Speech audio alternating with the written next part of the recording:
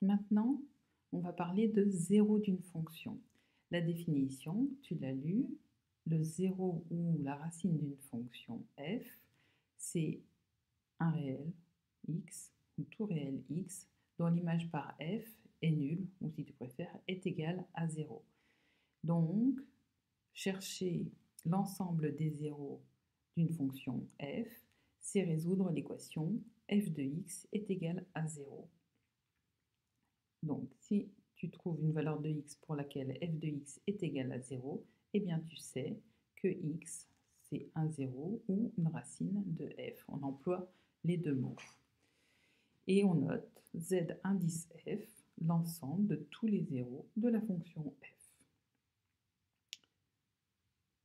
On commence par la recherche graphique de l'ensemble des zéros de f. Et donc, puisqu'on cherche les valeurs de x pour lesquelles f de x est égal à 0, et qu'ici, ton graphique, c'est l'ensemble des...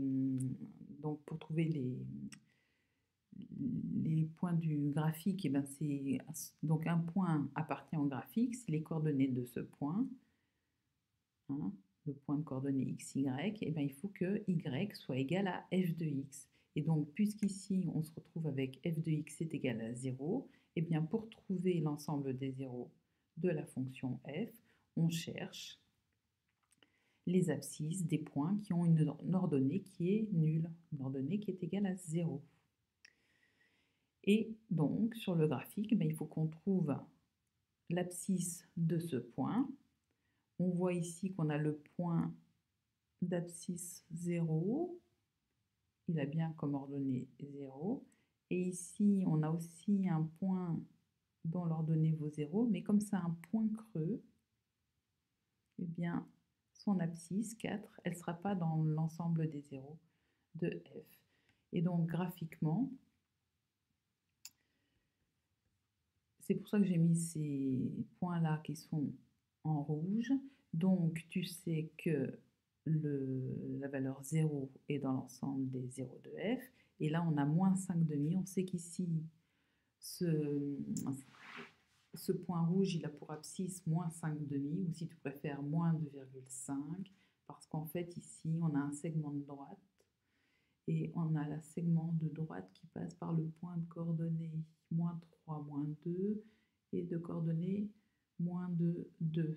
Donc, en fait, par symétrie, hein, si tu regardes, ici, on a 1, 2, 3, 4, et donc, forcément, ce point-là, qui est au milieu, hein, le point I, si tu utilises les formules pour calculer les coordonnées du milieu d'un segment, eh bien tu vois que l'abscisse de ce point, c'est la moyenne de l'abscisse moins 3 et de l'abscisse moins 2.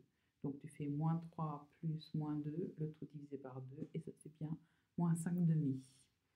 Ici, comme la fraction c'est sur 2, tu pourrais écrire moins 2,5, il n'y a pas de problème.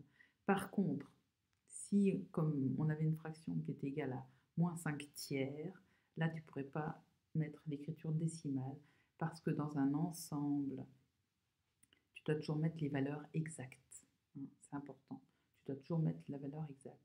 Et si on n'avait pas pu déterminer l'abscisse exacte de ce point, eh bien alors, tu l'aurais appelé par exemple le point I, et dans ton ensemble ici, tu aurais mis que c'est l'abscisse de I qui appartient à l'ensemble des zéros de f. Ok ?